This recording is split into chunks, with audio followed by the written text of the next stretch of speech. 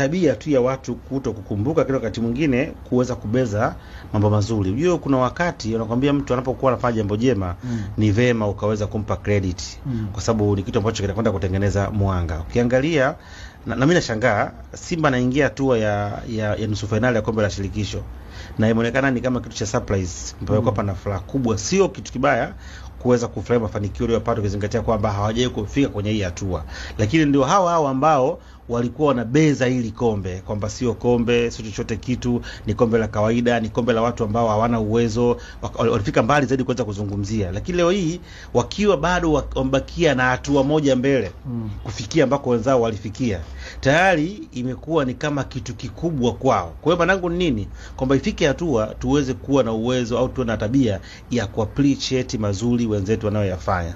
Jana nilikuwa nasikia wazungumza Simba amefanikiwa sana msimu kwa maana kwamba ameweza kufika nusu finali ya kombe la CRDB Confederation Cup ile, lakini pia amefika nusu finali ya kombe la shirikisho. Wanasahau kwamba Yanga alifika finali ya kombe la shirikisho, akafika finali ya kombe la FA na akachukua mpaka ngao. Yaani alichukua makombe ya ndani yote kwa kufika finali, na bado alifika finali ya michuano hii ambayo Simba yuko nusu finali, na bado alikosa ubingwa kwa utofauti wa kikanuni 2-1 Kwa maana yake nini? Na bado ndio timu ambayo ilipata ushindi wa home and away kuanzia hatua ya robo finali mpaka anafika hatua ya finali. Na finali ndio timu ambayo ilishinda ugenini na alifungwa nyumbani. Kwa hiyo walikuwa hapo kwenye piki ya juu ambayo piki ile sasa Simba bado hajaweza kuifikia, lakini kwa sababu ya wakati mwingine tunapenda kubeza mafanikio na kuona si kitu badala ya kujifunza, hii ndio changamoto yake ambayo tunakwenda kukutana nayo. Kwa hiyo mimi ninachokiona